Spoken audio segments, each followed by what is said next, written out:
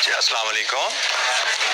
अच्छा जी, ओवरहेड्स के चैप्टर पे हम बात कर रहे थे, चैप्टर नंबर 3 हमारे सिलेबस का शायद, और इसके प्रैक्टिस क्वेश्चन हम देख रहे थे। कल हमने 2 क्वेश्चन डिस्कस किए थे। कौन कौन से? Question number 7 and question number 9, 7 और 9। तो कोई इशू जनाब इस चैप्टर पे? आज हमारा शायद लास्ट डे होगा। 2 क्वेश्चन आज हम डिस्कस करेंगे और इंशाअल्लाह नेक्स्ट क्लास से हम चैप्टर नंबर 4 जो मैंने आपसे शेयर किया कि वो भी ओवरहेड के एरिया से ही है, उसको हम थोड़ा सा नेक्स्ट लेवल, इसके मुकाबले में थोड़ा एडवांस नॉलेज कह सकते हैं, बट सेम टॉपिक। तो आज इस चैप्टर का आखिरी दिन। कोई सवाल इस चैप्टर पे अब तक जो हमारी बातें हुई, किसी कैलकुलेशन पे, किसी कॉन्सेप्ट पे कोई एक्सप्लेनेशन चाहिए आपको?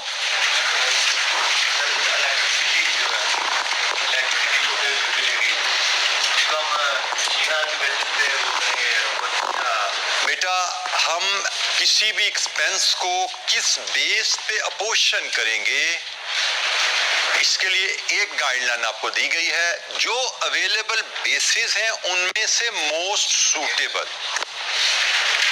अवेलेबल बेसिस में से most suitable.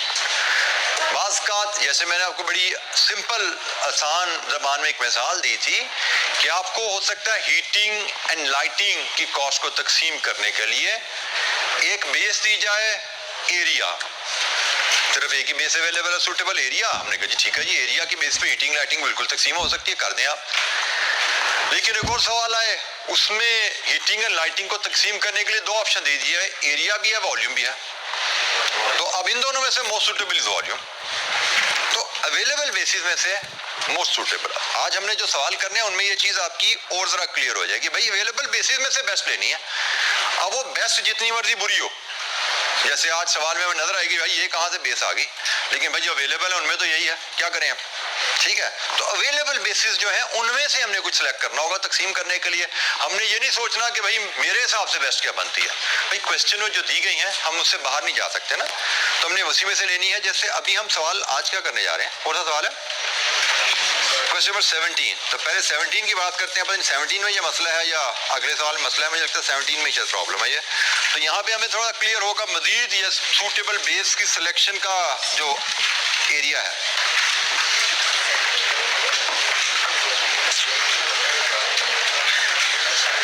Question number 17, Pluto limited. Question है जी ऑटम 22 का, बहुत ज्यादा पुराना सवाल नहीं है ये। ऑटम 22 का क्वेश्चन नंबर 3 है। अच्छा नहीं, वो जो मसला है वो हमें अगले सवाल में आना है, इसमें तो ये जरा डिफरेंट सा सवाल है। For each of the above events, part A 3 number का पार्ट है। For each of the above events briefly explain whether they would independently result in over oblique under absorbed overheads. ये ऊपर को 3 पॉइंट्स दिए गए, हम सवाल पूरा पढ़ते हैं। उसने कहा जी हर पॉइंट को इंडिपेंडेंटली बताइए कि इसके नतीजे में ओवर एब्जॉर्प्शन आएगी या अंडर एब्जॉर्प्शन आएगी। ठीक है, पहले हम जरा एब्जॉर्प्शन के प्रोसेस को रिकॉल करें जरा, तो एक बार सुन लेना। एब्जॉर्प्शन का प्रोसेस है क्या और वहां से ओवर या अंडर की कहानी बनती कैसे है। हमने एब्जॉर्प्शन के प्रोसेस में समझा कि पहले हम ओवरहेड एब्जॉर्प्शन रेट निकालते हैं, which could be per unit और पर आवर। ठीक है, इसको निकालने का तरीका है budgeted overheads divided with budgeted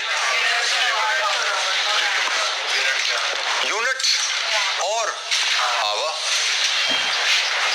यहां से OAR हमें मिल जाता है। फिर हमने ओवरहेड एब्जॉर्ब्ड, इसको हम ओवरहेड अप्लाइड भी कहते हैं, इसको हम ओवरहेड रिकवर्ड भी कहते हैं। अच्छा बाय द वे, ये ओवरहेड एब्जॉर्प्शन रेट भी है, ये ओवरहेड एप्लीकेशन रेट भी है, ये ओवरहेड रिकवरी रेट भी है। ये तीनों टर्म्स एक ही चीज के हैं, overhead absorption, overhead application, overhead recovery rate. ये सब का मतलब प्री डिटर्मिन्ड रेट, इसको हम कहते हैं एब्जॉर्प्शन, एप्लीकेशन, रिकवरी। और इसी तरह ओवरहेड एब्जॉर्ब्ड, अप्लाइड, रिकवर्ड, ठीक है, उसी के इक्विवेलेंट ये टर्म्स आ गई। और ये कैसे निकलता है हमारा एक्चुअल यूनिट्स और hour, whatever the case is, into overhead absorption rate. ये ओवरहेड एब्जॉर्ब आ गए। और फिर हमने कहा जी ओवर अप्लाइड, ओवर अंडर की कहानी, ओवर अंडर की कहानी के लिए हम एक्चुअल को कंपेयर करते हैं, ओवरहेड्स को कंपेयर करते हैं एब्जॉर्ब्ड, अप्लाइड या recovered.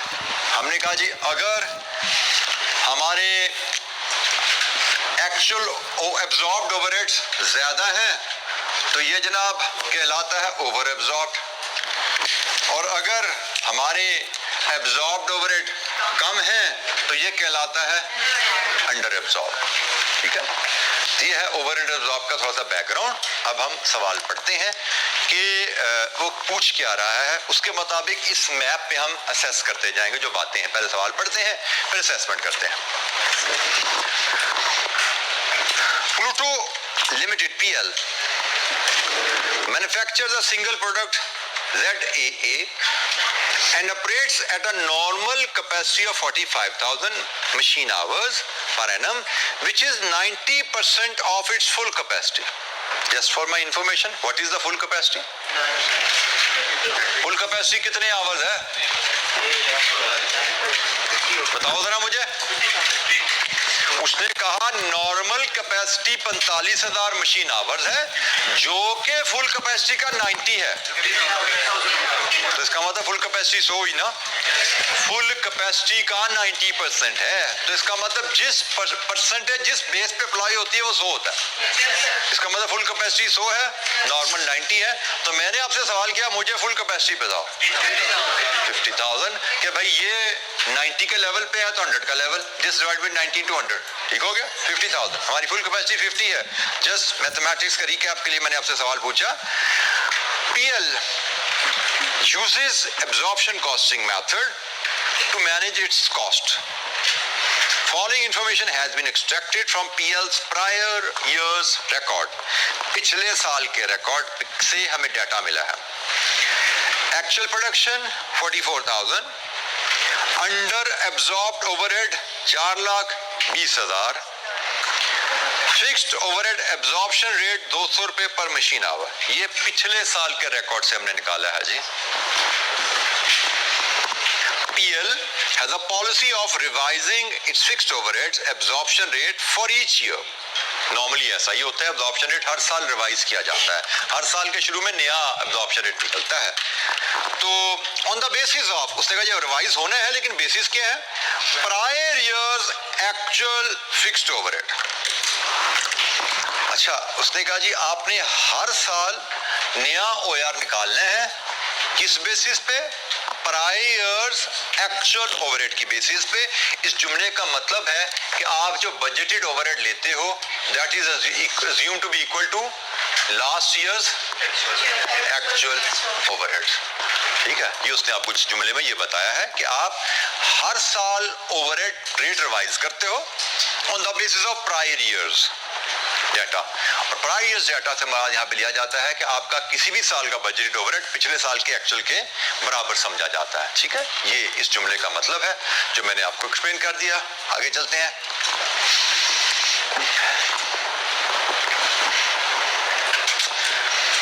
During the current year following events took place. अच्छा, एक है प्रायर ईयर जो पिछला साल गुजरा, और current year took place. Current year took place मतलब ये भी माजी है। मतलब जैसे मैं अगर आज खड़ा हूं लेट्स अज्यूम 31 दिसंबर 2023 को, तो प्रायर ईयर से मुराद है 2022 और करंट ईयर से मुराद है 2023, दोनों पिछले साल है। ठीक हो गया, क्योंकि ये उसने प्रायर ईयर कहा और ये भी करंट ईयर में फॉलोइंग इवेंट टुक प्लेस, माजी का सेंटेंस यूज कर गया ना। करंट ईयर में ये वाकयात हुए हैं, मतलब करंट ईयर भी गुजर चुका हुआ है। प्रायर ईयर पिछला साल, करंट ईयर जो अभी खत्म हुआ है या खत्म होने वाला है। The following events took place. There was an unexpected increase in demand of ZAA, due to which PL utilized its excess production capacity to manufacture maximum units of ZAA. Further, factory workers were paid overtime of rupees 1.2 million for additional hours worked during the year. So एक event ये हुआ, demand हमारी ज्यादा आ गई, तो हमारे पास जो excess production capacity थी हमारे पास एक्सेस प्रोडक्शन कैपेसिटी कितनी थी? 5000। बिल्कुल, हमने अपने बजट हमने किया था, हम 45,000 घंटे 90% पे चलेंगे, 5000 की भी हमारे पास एक्सेस पड़ी हुई थी, तो ऑर्डर ज्यादा आ गए, वो भी इस्तेमाल होगी। तो उसमें हमने लेबर को ओवरटाइम भी पे किया 1.2 मिलियन का, एक पॉइंट। दूसरा event, government announced an increase in taxes on electricity which increase PLs cost by 3 lakh. इस साल में गवर्नमेंट ने टैक्सेस में इजाफा कर दिया और उस टैक्सेस के साथ हमारे बिजली का बिल 3 लाख बढ़ गया इस साल में। Point number 3, due to mechanical fault there was a machine breakdown which had to be repaired at a cost of 3 million. PL received insurance claim of 2.8 million against the machine breakdown. ये जो 3 event हैं, अब हम दोबारा requirement पढ़ते हैं। For each of the above events briefly explain, 1 2 3 briefly explain whether they would independently अलग-अलग discuss करें रिजल्ट इन ओवर या अंडर एब्जॉर्ब्ड ओवरहेड। इन इवेंट्स की वजह से हमारे ओवरहेड्स ओवर एब्जॉर्ब होंगे या अंडर एब्जॉर्ब होंगे। अच्छा जी, अब आइए, यहाँ से हमें जो पता लग रहा है कि हमारा जो एब्जॉर्प्शन है वो आवर्स बेसिस पे है, सही है। तो हमें इस फॉर्मूले को थोड़ा सा अमेंड कर देते हैं, ओवरहेड पर मशीन आवर। हमारा ओवरहेड एब्जॉर्प्शन रेट पर मशीन आवर है, तो मैं इस फॉर्मूले को थोड़ा ठीक कर देता हूँ। पर machine our, actual machine hours, ठीक हो गया जी। अब हम वन बाय वन, अगर हम अपने,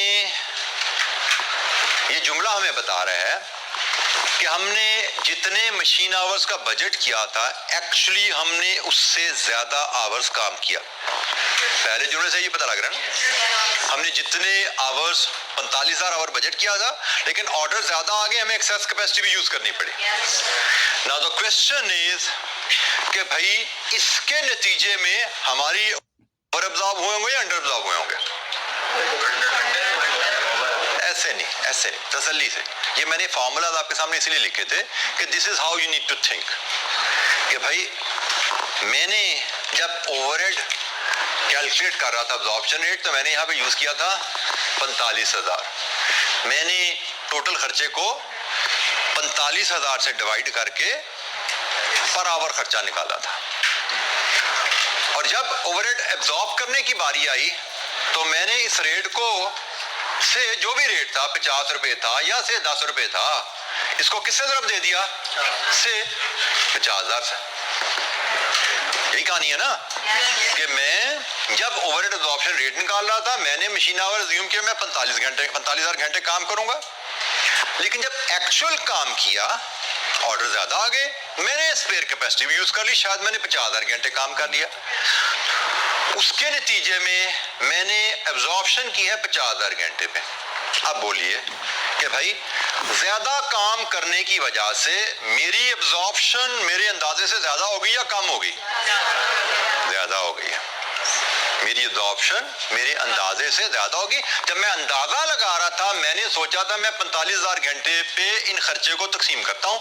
खर्चा, अच्छा ये ख्याल हो कि मेरे खर्चे का ताल्लुक आवर से होता नहीं है, क्योंकि इसमें फिक्स ओवरहेड भी शामिल है ना, ओवरहेड्स में फिक्स भी शामिल है जिनका ताल्लुक आवर से होता नहीं है।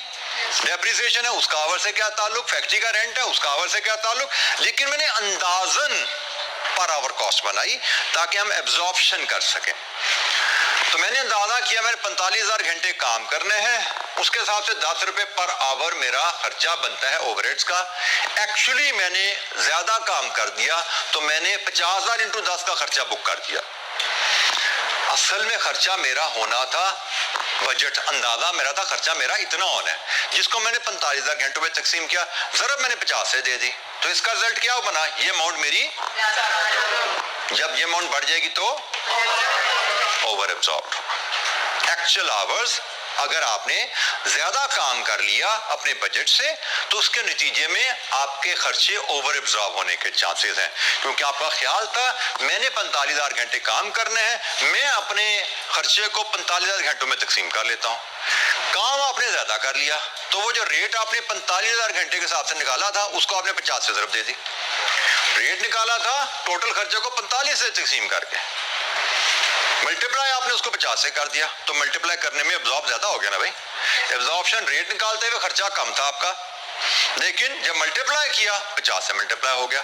जैसे यहाँ पे लेट्स अज्यूम आपने बजट किया था 4,50,000 रुपए, तकसीम किया आपने 45,000 से, जिससे ये रेट 10,000 है।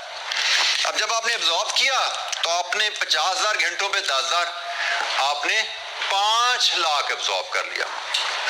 अच्छा, ये बजट वैसे एक्चुअल खर्चा नहीं है, लेकिन एक्चुअल का अंदाजा है, एक्चुअल का ही अंदाजा है ना। हमारा अंदाजा है कि अगले साल हमारा खर्चा कितना होगा, हमारा अंदाजा है कि हमारा खर्चा अगले साल 4,50,000 होगा, लेकिन जब हम एब्जॉर्ब उसको 50,000 घंटों पे करते हैं तो एब्जॉर्ब हम 5 लाख कर रहे हैं। इसका मतलब this will result in over absorb. Event number 1 over absorption, पहला इवेंट ओवर एब्जॉर्प्शन। अच्छा, ये तो आवर्स की बात होगी, उसके बाद ये कहानी भी है, ये वर्कर को ओवर टाइम दिया, इससे ओवरहेड पे असर पड़ता है। वर्कर को over time, is it overhead? This is not overhead. Worker को over time is direct wage, जो तो डायरेक्ट कॉस्ट है, उसका तो ओवरहेड से कोई ताल्लुक ही नहीं है।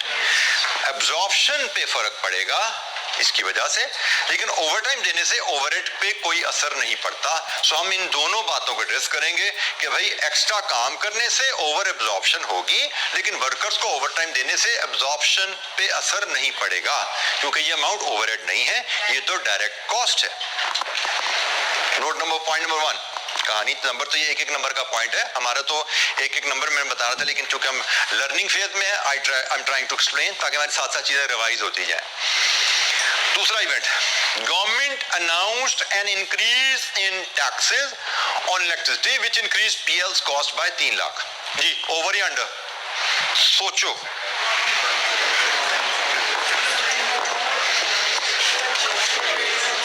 गवर्नमेंट ने टैक्स लगाया, जब आप ओआर बना रहे थे तब आपको पता था टैक्स लगना है?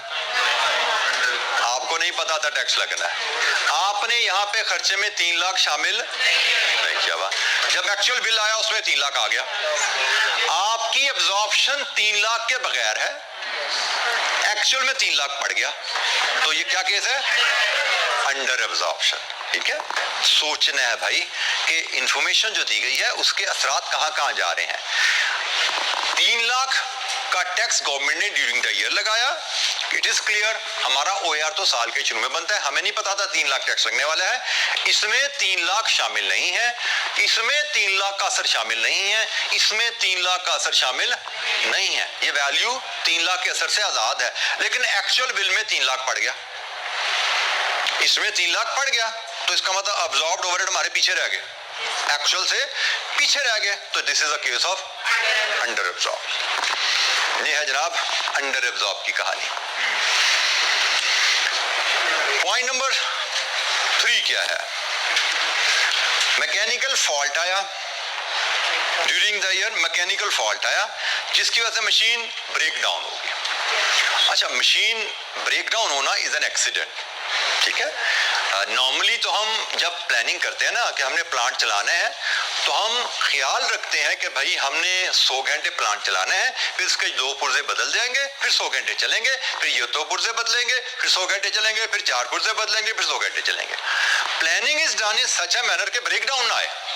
हम प्लांट के टूटने से पहले उसके पुर्जे बदल दें। अगर टाइम पे पुर्जा ना बदलो तो मशीनरी में गड़बड़ हो जाती है। जैसे बाइक वगैरह चलाते हो, आपके साथ भी हादसा कभी हुआ होगा खुदा ना खासा, कि टाइम पे कोई रिंग शिंग ना बदलो तो क्रैंक शाफ्ट टूट जाती है, कोई पुर्जा टूट जाता है, जिससे लंबा नुस्खा पड़ जाता है, मोटरसाइकिल 2 दिन के लिए बंद हो जाती है। It is just like that.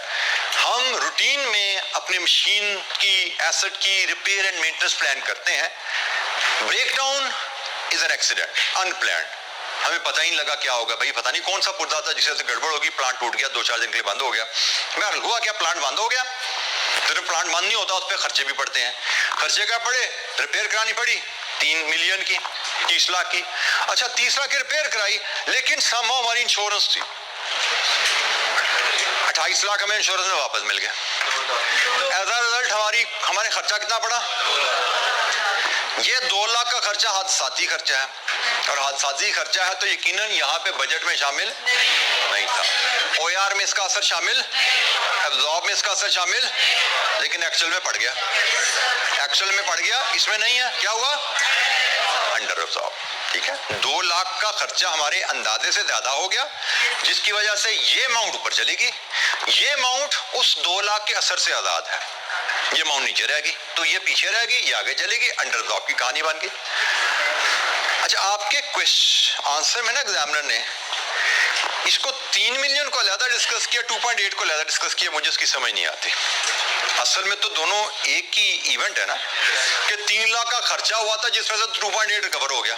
असल में इस हादसे का नुकसान 2 लाख का है, तो हम 2 लाख को डिस्कस करें, मुझे वो ज्यादा मुनासिब लगता है। उसने 3 लाख को अलग डिस्कस किया जी, 3 मिलियन को अलग डिस्कस किया जी। 3 मिलियन की वजह से आपका एक्चुअल खर्चा बढ़ गया, अंडर एब्जॉर्प्शन हुई, और फिर 2.8 मिलियन की इनकम आ गई, इससे ओवर एब्जॉर्प्शन होगी। मतलब ये इसने 2 तरह से इसको डिस्कस किया। मुझे लगता है ऐसे बात नहीं बनती, ज्यादा मुनासिब यही है जैसे हमने बात की, इस हादसे का नेट असर क्या है, 2 लाख से हमारा खर्चा बढ़ गया, यहाँ पे मैं 2 लाख एक्स्ट्रा पड़ गए हमारे अंदाजे से, तो 2 लाख यहाँ पे पड़ गए हैं ज्यादा, यहाँ हम पीछे रह गए, क्योंकि यहाँ पे तो 2 लाख का अंदाजा शामिल नहीं था, तो this is a case of under absorb. ठीक है, तो ये जनाब 3 नंबर की कहानी थी, ओवर अंडर एब्जॉर्ब की कहानी। यहाँ पे मैं फिर क्लियर कर दूं, ब्रीफली एक्सप्लेन, मैंने आपको एक्सप्लेन शायद ज्यादा डिटेल में किया, आपको एग्जाम में 3 नंबर के लिहाज से 4-5 मिनट में एक्सप्लेन करके आगे जा रहा है। कहानियां यहाँ पे नहीं लिखनी, स्टोरीज नहीं बतानी, ऑब्जॉर्प्शन का कॉन्सेप्ट नहीं बताना, 3 नंबर का पार्ट है, 4 से 5 मिनट लिखेंगे, आगे चले जाएंगे। उससे ज्यादा टाइम लगाओगे यहाँ पे तो कोई ना कोई सवाल का कोई ना कोई पार्ट छूट जाएगा, हम वो अफोर्ड नहीं करते। थ्योरी के पार्ट में बहुत ज्यादा रिस्क होता है बच्चों का, कि अगर किसी बच्चे को गलती से कुछ याद है तो बात का ज्यादा ही याद होता है, ज्यादा लिखने बैठ जाते हैं कि वो बंदा खुश इतना हो जाता है, मुझे कुछ याद है, जो आता है फिर सब कुछ ही लिख दो। नॉर्मली तो हमें कुछ याद ही ना होता लिखने का, लेकिन किसी को याद है तो कभी ज्यादा याद है तो ज्यादा लिखने के पीछे पड़ जाते हैं, ज्यादा नहीं लिख रहा, जितने नंबर हैं उतना ही लिखना है भाई, क्योंकि नंबर हमें मार्क्स से ज्यादा नहीं मिलने जो क्वेश्चन में एलोकेटेड है। अच्छा जी, अब आइए पार्ट बी की तरफ। पार्ट बी 7 नंबर,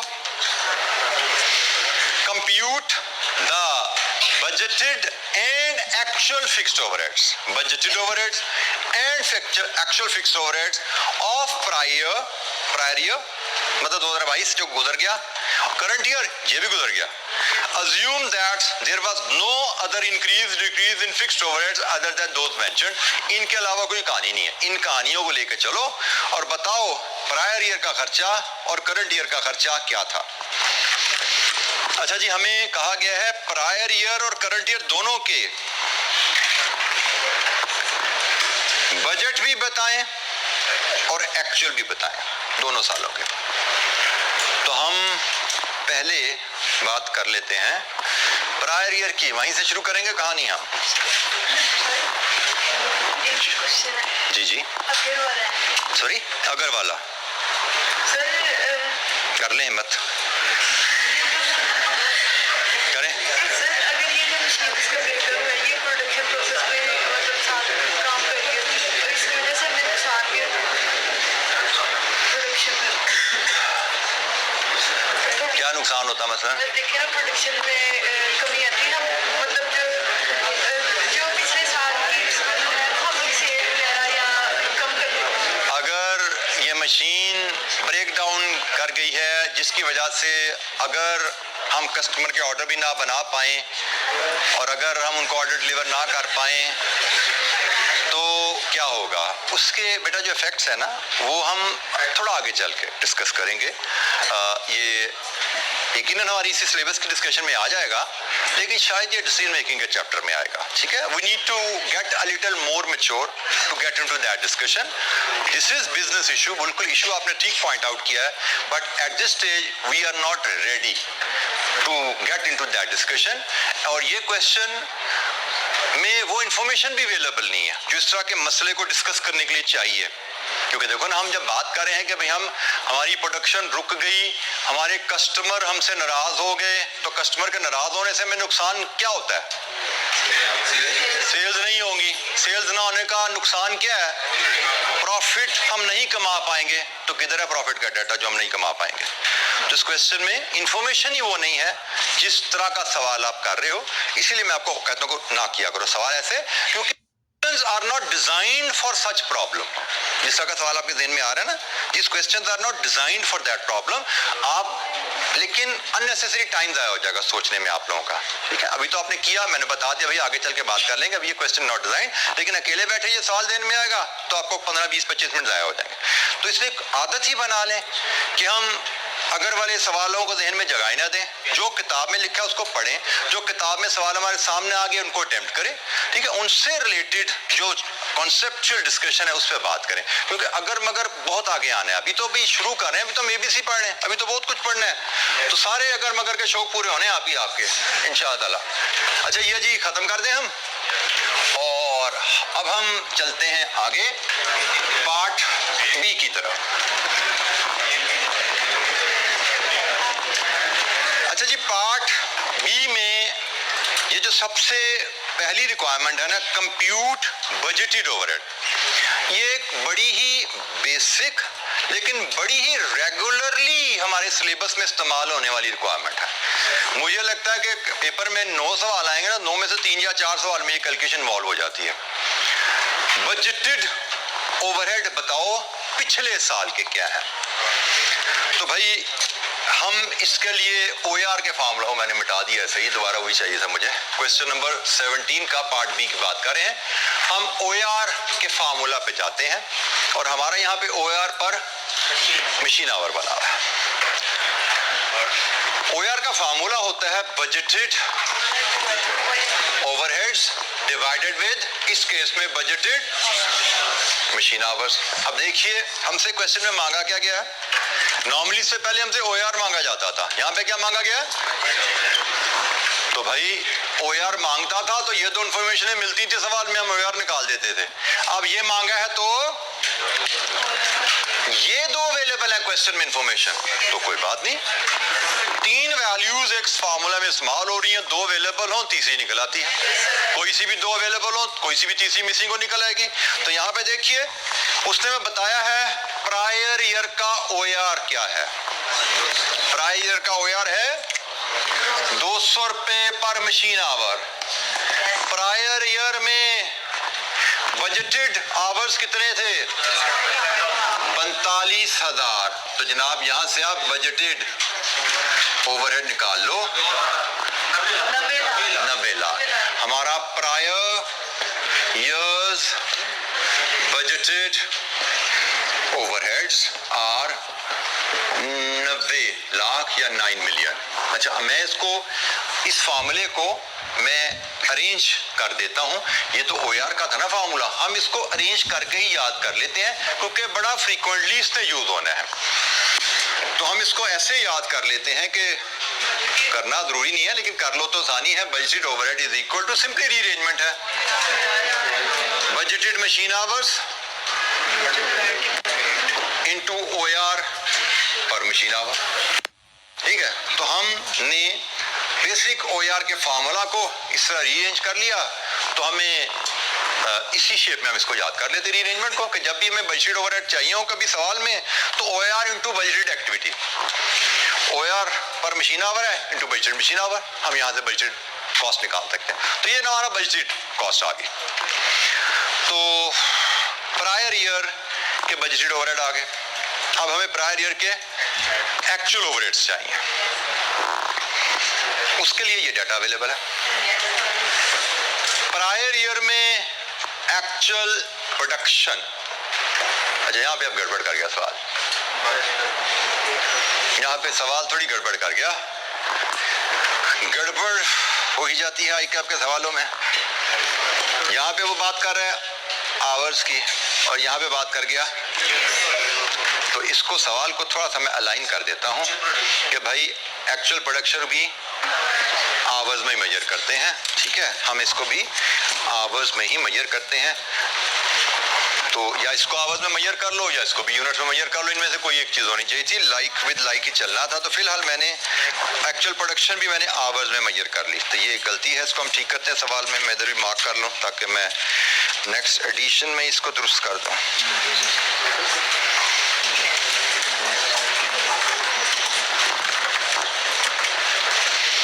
अच्छा जी, अब हमें इस डेटा से, अच्छा बेटा, इसलिए मैं फिर कहता हूँ कि सवाल को इस्तेमाल ज़हन करके किया करो। आप जब सवाल इस्तेमाल करते हुए जाओगे तो आप you will be able to pick this error and you need to prepare yourself to deal with such issues, क्योंकि आपको भी एग्जाम में ऐसे किसी का सवाल में इशू आ सकता है, खुदा ना खासा।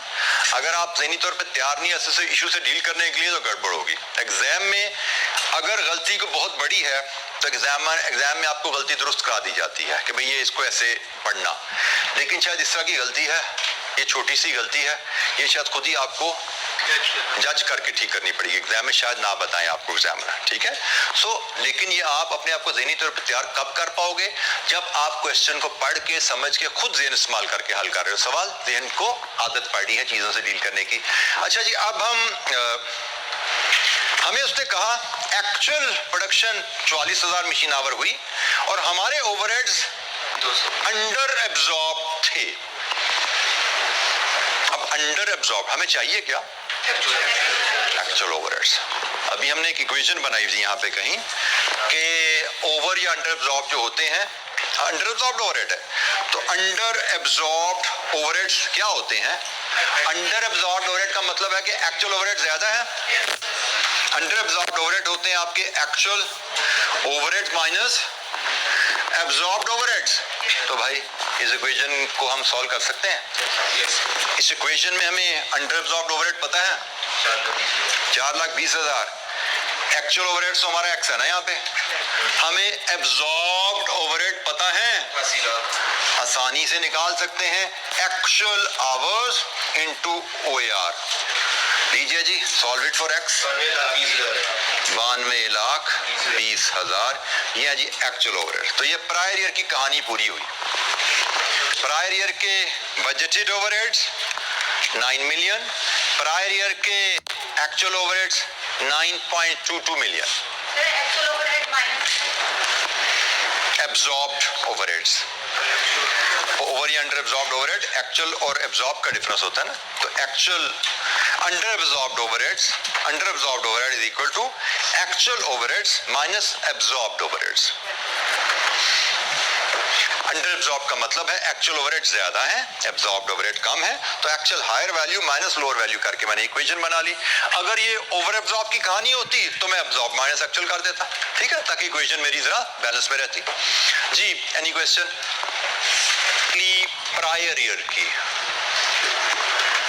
प्रायर ईयर की कहानी डिस्कस होगी। प्रायर ईयर का बजट भी आ गया और प्रायर ईयर का एक्चुअल भी आ गया। अब हम करंट ईयर की कहानी डिस्कस करते हैं। करंट ईयर की कहानी। अच्छा, ये अगर हमें सवाल जब हम पढ़ रहे थे, सवाल पढ़ते पढ़ते मैंने आपको बता दिया था कि यहाँ पे कहीं पे उसने जुमला एक लिखा हुआ था, revising fixed overhead absorption rate for each year on the basis of prior years actual fixed overhead. और यहाँ पे मैंने आपको क्लियर किया था इस जुमले का मतलब क्या है कि current year budget is equal to prior year actual. Current year budget is equal to prior year actual. तो बजटेड ओवरहेड्स हमारे बनेंगे करंट ईयर के प्रायर ईयर एक्चुअल के मुताबिक। ये जनाब, ये हमारे बजटेड ओवरहेड आ गए। इसको मैं जरा यहाँ पे लिख देता हूँ क्योंकि आगे हमें इसमें एडजस्टमेंट पास करनी है। 9220,000।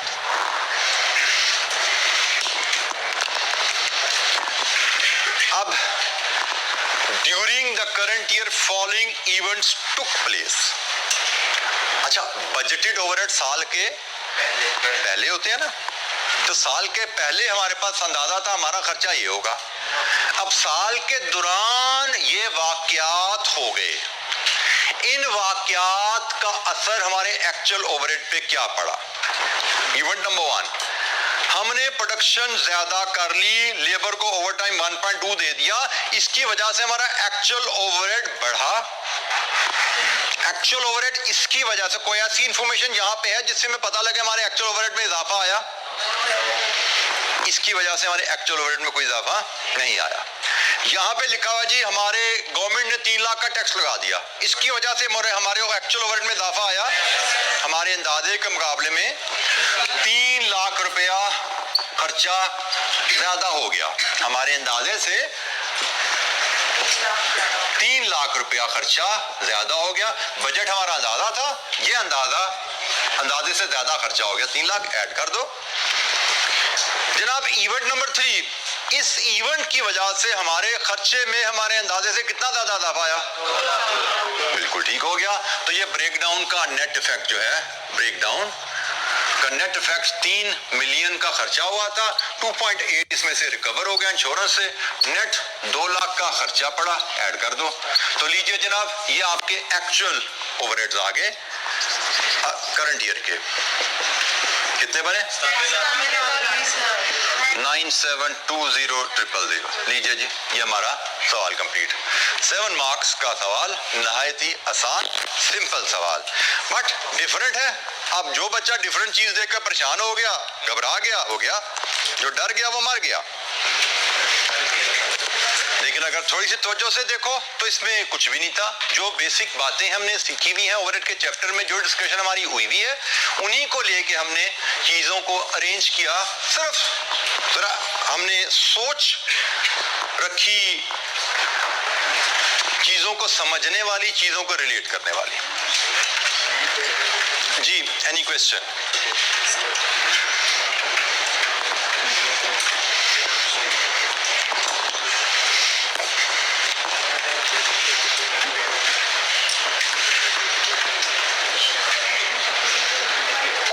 इशू जनाब इस क्वेश्चन में? किसी बच्चे के जहन में कोई चीज समझ नहीं आई तो? अगर मगर के अलावा कोई सवाल?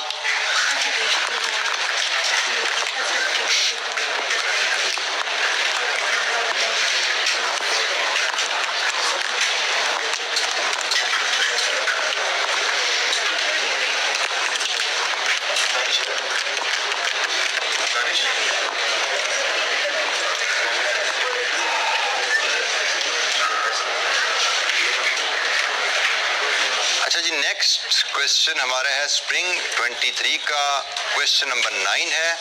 आपके पास पेज 532 पे क्वेश्चन 7 किया था, उससे आगे होगा किताब के एंड पे। ये जी 16 मार्क का जरा हैवी ड्यूटी क्वेश्चन है, सेक्शन बी का एक तगड़ा सवाल, लेकिन ओवरहेड का सवाल है, असूलन मुश्किल होना नहीं चाहिए, नॉर्मली मुश्किल होता। ओवरहेड का सवाल देखते हैं जी कैसा हमें लगता है। Allocate the factory overheads to the production departments, clearly displaying the basis of allocation and determine the cost of production of each unit. Allocate the factory overhead to the production to the departments, clearly displaying the basis of allocation.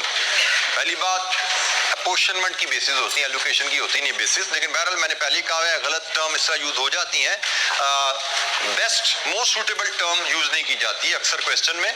तो यहाँ पे बहरहाल जो उसने कहा हम उसके मुताबिक ही देखते हैं। Clearly displaying the basis and determine the cost of production of each unit, cost per unit बनानी है। ओवरहेड्स को तकसीम करना है डिपार्टमेंट में, प्रोडक्शन डिपार्टमेंट में, ओवरहेड्स को डिपार्टमेंट में तकसीम करना है, प्रोडक्शन डिपार्टमेंट नहीं, ओवरहेड को डिपार्टमेंट में तकसीम करने हैं। एलोकेशन की बेसिस बताते हुए, तकसीम की बेसिस बताते हुए, और कॉस्ट पर यूनिट बनानी है, प्रोडक्शन कॉस्ट पर यूनिट बनानी है। तो लेट्स रीड द क्वेश्चन, फिर देखते हैं हमें यहाँ पे क्या क्या काम करने पड़ेंगे।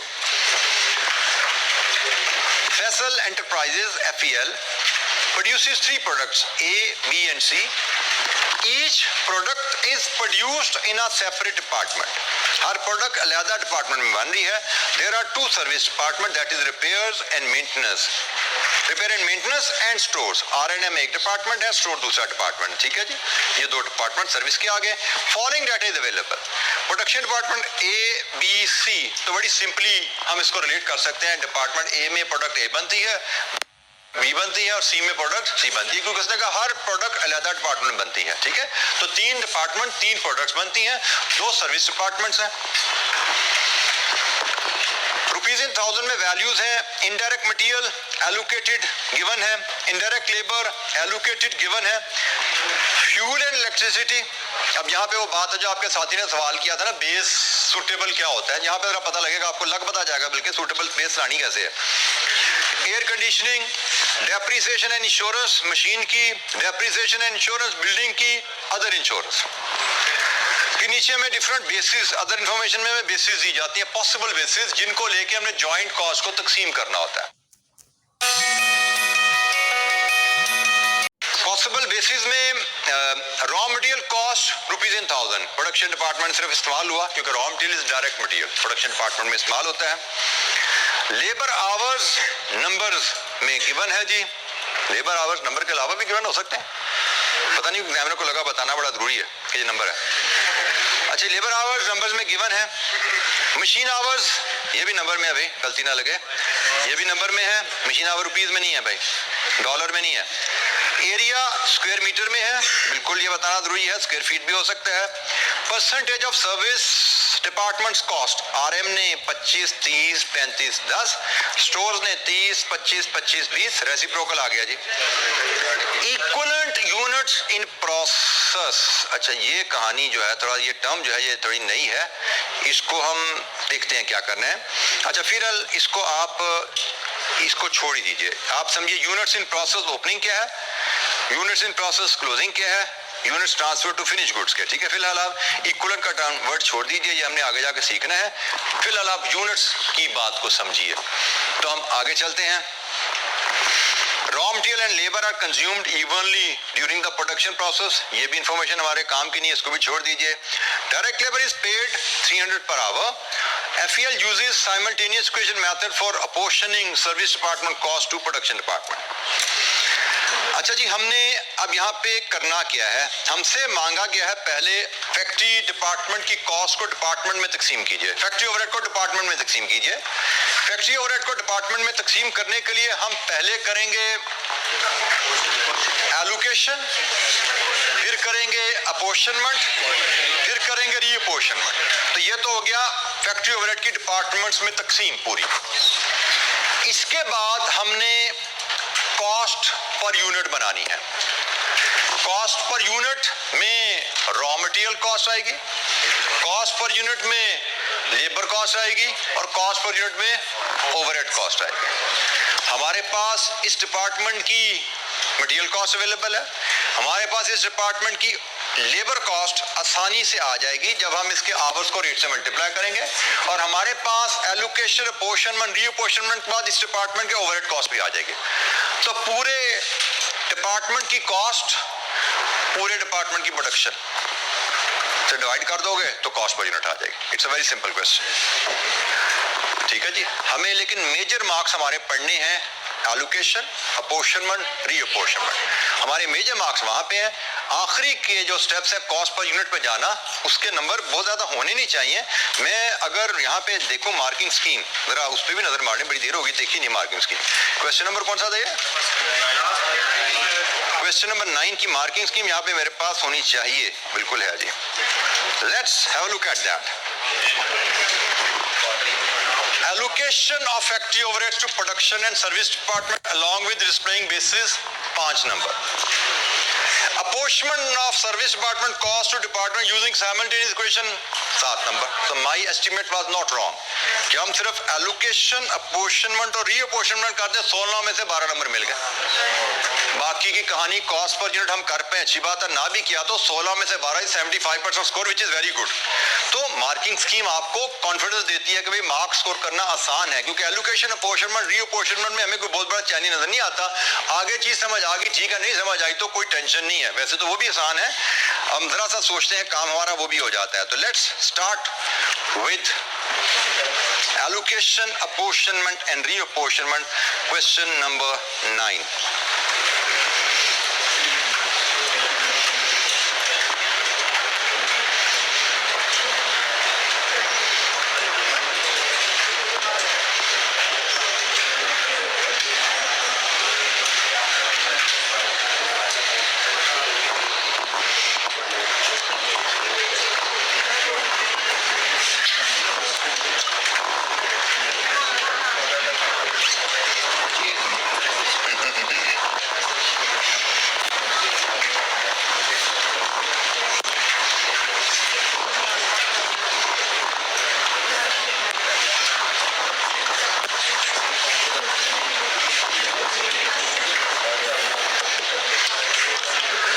अच्छा जी,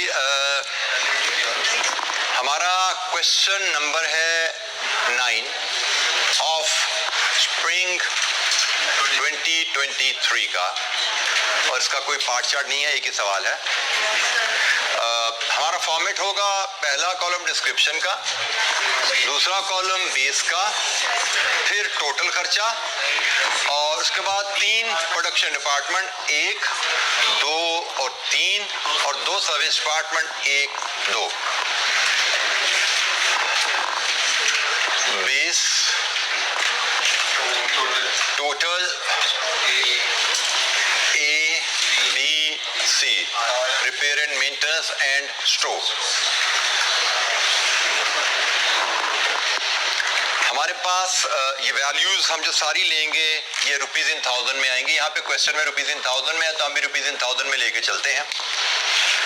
सबसे पहली आइटम है इनडायरेक्ट मटेरियल कॉस्ट. एलोकेटेड है ये, मतलब हमें कॉस्ट का ब्रेकअप अवेलेबल है. We don't need basis.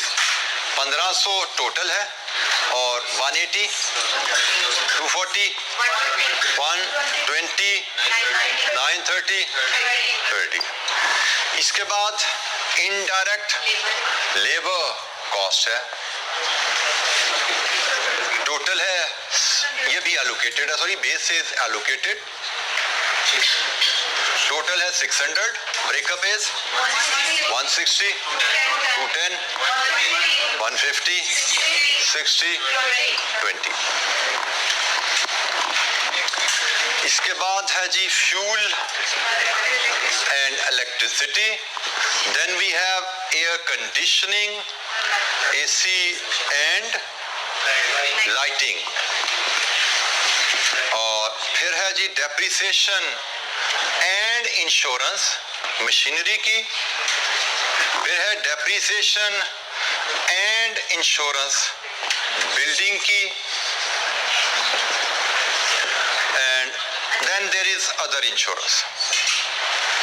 अच्छा जी, अब यहाँ पे जो सारे हमारे शौक है ना, बेसिस वाले पूरे होने वाले हैं कि बेस सुटेबल कैसे ली जाती है. फ्यूल एंड इलेक्ट्रिसिटी, ये है जी available basis. Raw material cost, labour hour, machine hour, area, नीचे तो छोड़ दो, 1, 2, 3, 4 यही बेसिस है. अब fuel and electricity best base is machine our. बिल्कुल ठीक है जी, यही हमें मोस्ट सूटेबल बेस लगती है. हम पहले बेसिस की सिलेक्शन कर लेंगे. हमने कहा ये मशीन आवर बेस है. आगे चलिए, air conditioning and lighting, most suitable base appears to be area. ठीक है, in the available option area which is measured as square meter. Depreciation and insurance of machine. वैसे तो हमें पता है डेप्रिसिएशन का ताल्लुक भी कॉस्ट से है, इंश्योरेंस का ताल्लुक भी, बट वो यहाँ पे है ही नहीं. तो मोस्ट सुटेबल क्या है भाई? Machine hours. Depreciation and insurance of building area, यहाँ पे भी वही बात है, बिल्डिंग की वैल्यू से ताल्लुक होता है लेकिन अवेलेबल नहीं है तो एरिया मीटर स्क्वायर। अब बची अदर इंश्योरेंस।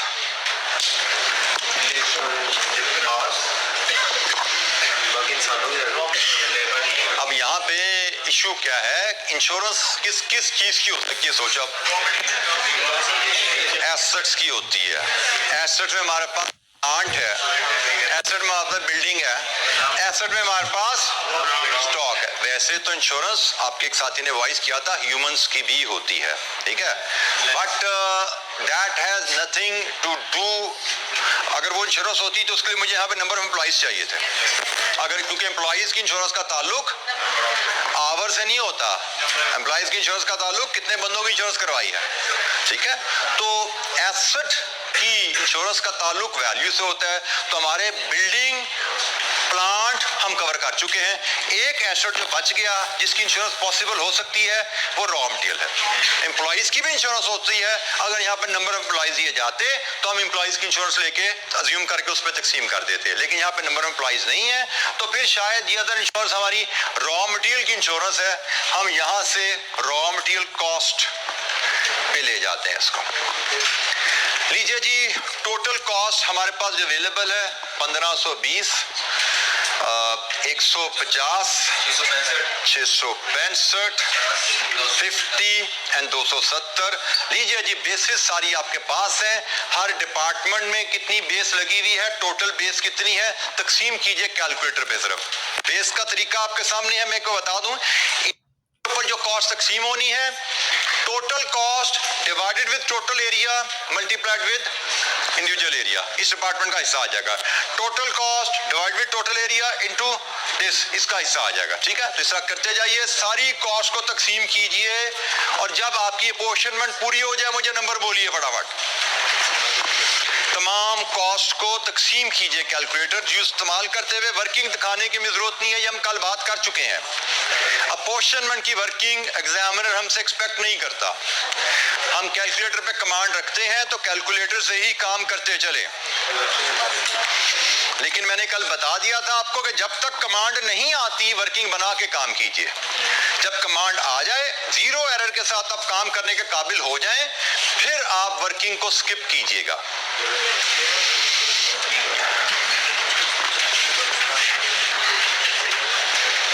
ये कल रात को एक वाकया, ये मैं कल सुबह आपको बता गया था ना कि जब तक कमांड नहीं आती वर्किंग स्किप नहीं करनी। कल रात को मैं बैठा अपने एक क्लाइंट की अकाउंट्स रिव्यू कर रहा था, कैश फ्लोज मेरे सामने मेरे स्टूडेंट ने ट्रेनी ने प्रेजेंट किए, तो मुझे on the face of it नजर आया कैश फ्लोज में गलती है।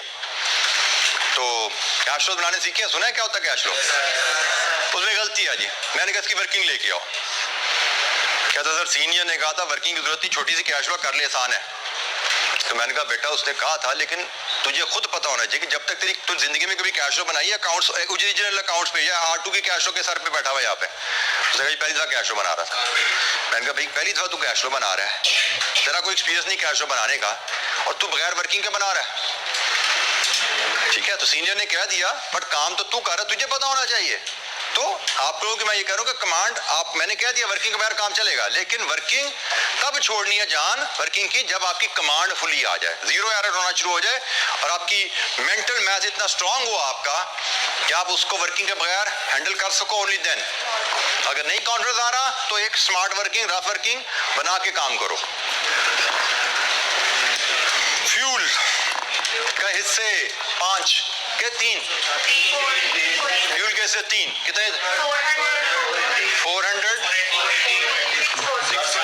680, 480, तो 400 पहले है, फिर 480 है, फिर 600। AC लाइटिंग 30,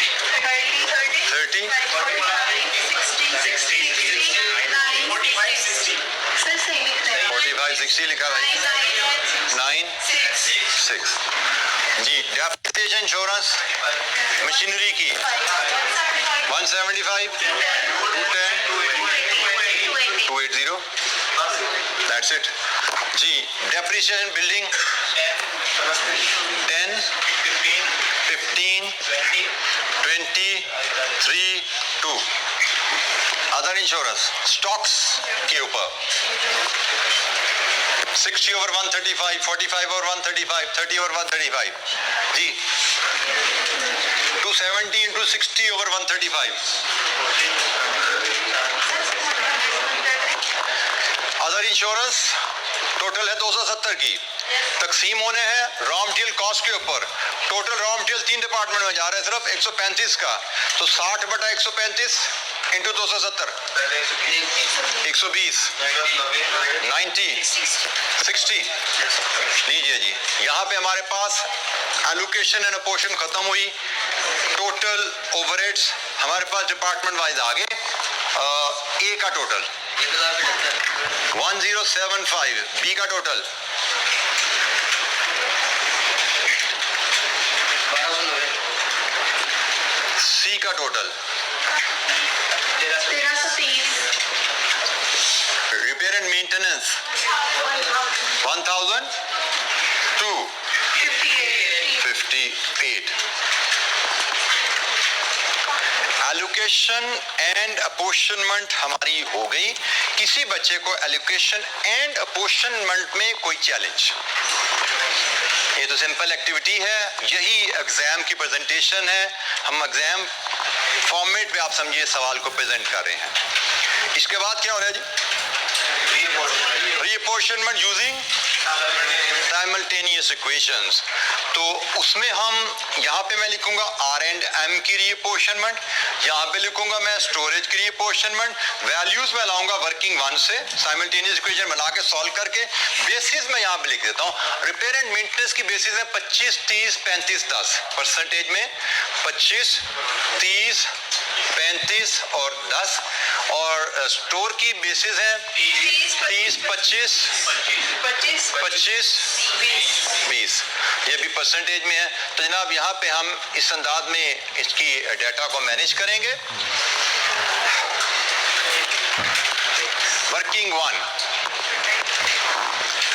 वन में हम पहले साइमल्टेनियस इक्वेशन बनाते हैं, फिर साइमल्टेनियस इक्वेशन को सॉल्व करते हैं। साइमल्टेनियस इक्वेशन बनाने के लिए हम अज्यूम करते हैं total overhead of R and M R X and total overhead of storage Y.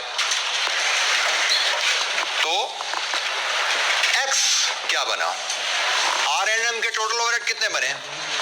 अपना खर्चा प्लस आर एंड एम को एस से कितना हिस्सा आएगा? Share from other department 20 Y 0.2 Y and y is equal to अपना खर्चा 58 प्लस यहां से कितना हिस्सा आएगा? 10% 0.1 x। लीजिए जी, सॉल्व करें इसको साइमल्टेनियस इक्वेशन को और बताइए x और y क्या आ रहा है? 971। x is 971? No. x has to be 1002 plus 1002 में कुछ ऐड होके आना है। क्या है जी x?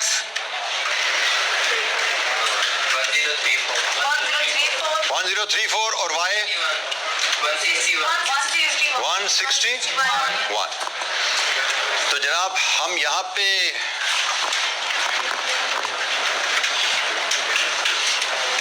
रिपेयर एंड मेंटेनेंस के 1034 को तकसीम करेंगे और स्टोरेज के 161 को तकसीम करेंगे।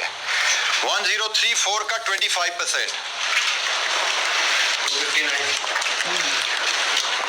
259। 1034 का 30% 310। 1034 का 35% 362। 1034 का 10% 103। अब जनाब ये हो गया 161। 161 का 30% 48। 161 का 25% 40 एंड 20% 32। लीजिए जी, रीअपोर्शनमेंट के बाद हमारे ओवरहेड्स सिर्फ प्रोडक्शन डिपार्टमेंट में रह गए। ए के टोटल ओवरहेड्स 1382, बी के टोटल ओवरहेड्स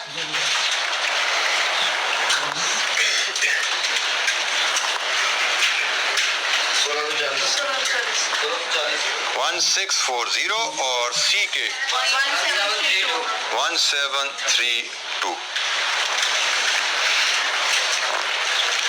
हमारे पास हर डिपार्टमेंट के टोटल ओवरहेड्स आ गए हैं। यहां तक हम 12 नंबर ले चुके हैं। 12 मार्क्स इस क्वेश्चन के इधर तक सवाल करने में स्कोर हो गए।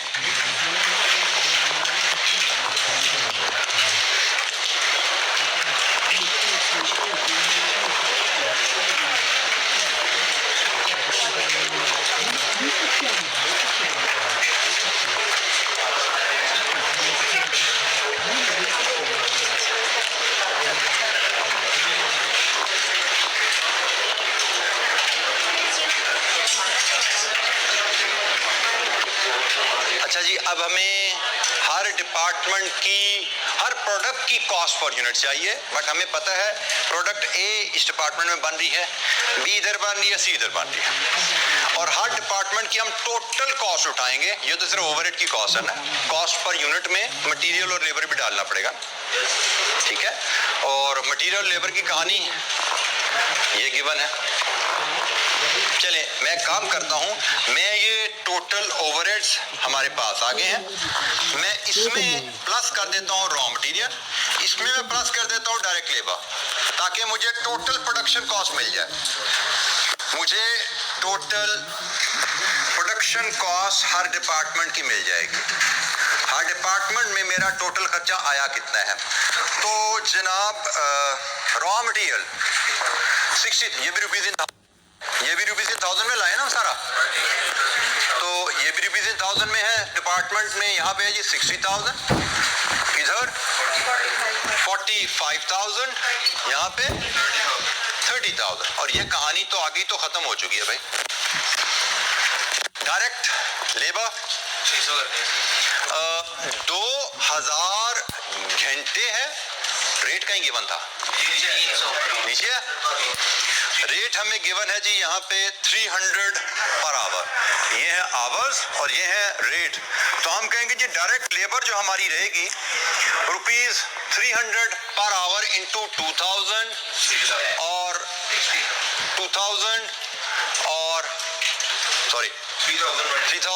3000 एक का है, दूसरे का 3000 है और तीसरे का 4000। तो मैं इसी तरह वर्किंग प्रेजेंट करूं और रुपीज इन 1000 में लेके आऊं आगे।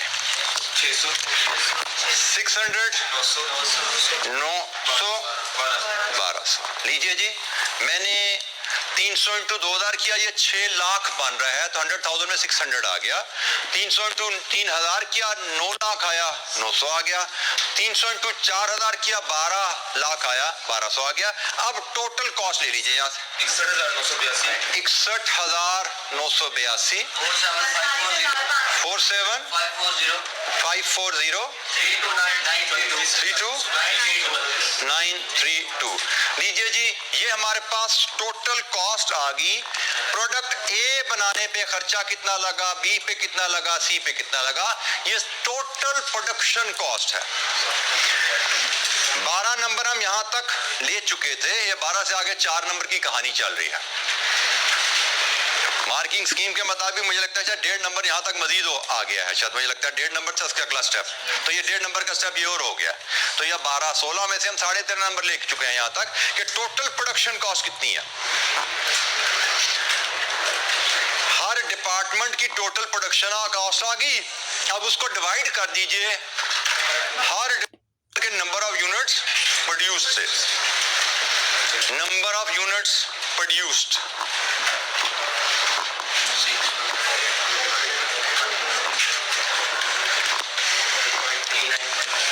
अच्छा, नंबर ऑफ यूनिट्स प्रोड्यूस के लिए एक इक्वेशन, आई डोंट रिकॉल कि आपने वो इक्वेशन अभी तक सीखी है या नहीं सीखी। नंबर ऑफ यूनिट्स प्रोड्यूस्ड कैसे बनेंगे हमारे, हमें इंफॉर्मेशन जो दी गई है, हमें बताया है कि जब ये महीना या साल शुरू हुआ था, कुछ यूनिट्स ऑलरेडी इन प्रोसेस थे, मतलब प्रोडक्शन हॉल में उन पे काम हो रहा था। जब महीना खत्म हुआ फिर भी कुछ यूनिट पे काम हो रहा था, अभी प्रोडक्शन में पड़े हुए। और इसके दौरान हमने 5500 यूनिट्स फिनिश गुड्स को भेज दिए।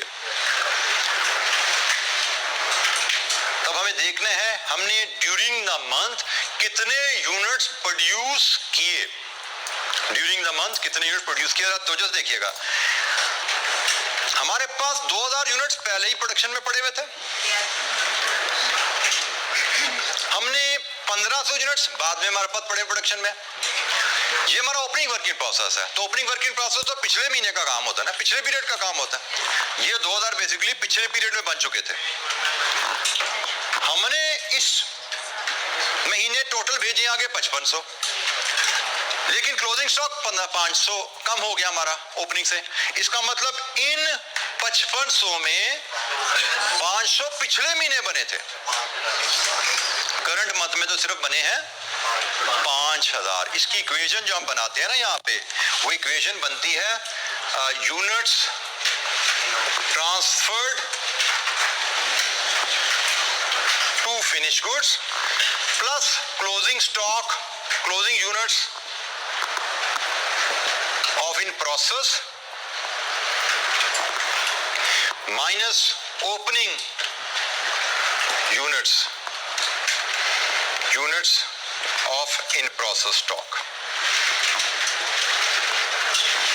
हमारे केस में प्रोडक्ट ए की कहानी, बनाए भेजे यूनिट है 5500, क्लोजिंग में पड़े हैं 1500, ओपनिंग में कितने थे 2000। तो यूनिट्स प्रोड्यूस कितने बने 5000। बी की कहानी, भेजे कितने हैं 5000, क्लोजिंग में कितने पड़े हुए हैं 3000, ओपनिंग में कितने थे 2000, ये बने 6000। और सी 4500 भेजे हैं आगे, 2000 ओपनिंग में, 2000 क्लोजिंग में, 2500 ओपनिंग में। लीजिए जी, कॉस्ट टोटल आपके पास है रुपीज इन 1000 में, divided with units produce. Cost rupees में बना के नॉमिनी हम रिपोर्ट करते हैं, या रुपीज 1000 में भी देना चाहो तो आपकी मर्जी है, जैसे मर्जी देना। ये अब आपने, ये 2.5 नंबर आपके इस चीज के हैं, ये यूनिट्स बनाने के। So total cost of the department divided with total units produced by the department, cost per unit, ये हमारी आखिरी स्टेप की रिक्वायरमेंट थी। So units transferred to finished goods plus closing units of in process minus opening units of in process, यहाँ से हम units produced निकाल पाते हैं, प्रोडक्शन यूनिट्स यहाँ से निकलते हैं। इस इक्वेशन पे मजीद हम काम करेंगे, ज्यादा बेहतर अंदाज में काम करेंगे। एक जो टर्म मैंने कटवा दी ना इक्विवेलेंट, उस टर्म को भी समझेंगे जब हम चैप्टर पढ़ेंगे प्रोसेस कॉस्टिंग का। ठीक है, ये इक्वेशन भी बहुत बेहतर अंदाज में समझेंगे हम, और ये टर्म भी वहीं पर जाके हम सीखेंगे इक्विवेलेंट यूनिट्स की प्रोसेस कॉस्टिंग के चैप्टर में। बट फिलहाल थोड़ा सा सवाल सिंप्लीफाई किया मैंने, और एक इक्वेशन मैंने आपको एक्सप्लेन कर दी, ताकि सवाल को हम आखिरी जो 2.5 नंबर है उसको भी हम जरा थोड़ा समझ के आगे चल सकें। Any question? अच्छा जी, कल तो है हमारी छुट्टी, तो मिलेंगे इंशाअल्लाह मंडे को, और कल जो स्पोर्ट्स ग्राउंड में आएगा उससे वहाँ मुलाकात होगी इंशाअल्लाह। तो मंडे को मुलाकात होगी क्लास में, और हम अगला चैप्टर शुरू करेंगे, चैप्टर नंबर 4। ठीक है जी, थैंक यू, अस्सलाम वालेकुम।